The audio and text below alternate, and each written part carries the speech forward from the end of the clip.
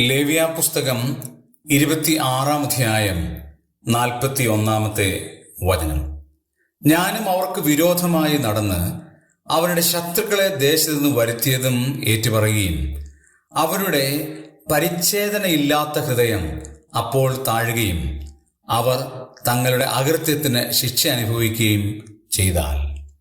ഒരു മുന്നറിയിപ്പാണ് ഈ ലേവ്യ പുസ്തകം 26-ാം അധ്യായത്തിൽ കാണാൻ കഴിയുന്നത്.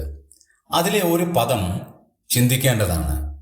ഇസ്രായേൽ അവരുടെ പരിച്ഛേദനയില്ലാത്ത ഹൃദയം എന്നുള്ള പ്രസ്താവന കാണാൻ കഴിയും. ഹൃദയത്തിന് ഒരു പരിച്ഛേദന ഉണ്ടോ? അത് കൈകൊണ്ടുള്ള ഒരു പരിച്ഛേദന അല്ല. ഏതെങ്കിലും പ്രക്രിയയിലുള്ള ഒരു പരിച്ഛേദന അല്ല ഹൃദയത്തിന് ആവശ്യം. ഹൃദയ പരിച്ഛേദന എന്ന് പറയുന്നത് നമ്മുടെ ഉള്ളിൽ, അന്തരാത്മാവിൻ്റെ ഉള്ളിൽ നടക്കേണ്ടുന്ന ഒരു പ്രക്രിയയാണ്. നാമും ദൈവവുമായി നടക്കേണ്ട ഒരു പ്രക്രിയയാണ്. ദൈവകൽപ്പനയോടുള്ള ബന്ധത്തിൽ നാം ചെയ്യേണ്ട ഒരു പ്രക്രിയയാണ്. ദൈവത്തോടുള്ള ബന്ധത്തിൽ നാം ചെയ്യേണ്ട ഒരു പ്രക്രിയയാണ്. പാപത്തോടുള്ള ബന്ധത്തിൽ നാം ചെയ്യേണ്ട ഒരു പ്രക്രിയയാണ് ഹൃദയത്തിൻ്റെ പരിച്ഛേദന. നല്ലത് മാത്രം ചിന്തിക്കുവാൻ, നല്ലത് മാത്രം കാണുവാൻ, നല്ലത് മാത്രം പ്രവർത്തിക്കാനുള്ള ഒരു മാനസികാവസ്ഥ, അതാണ് ഹൃദയത്തിനുള്ള പരിച്ഛേദന.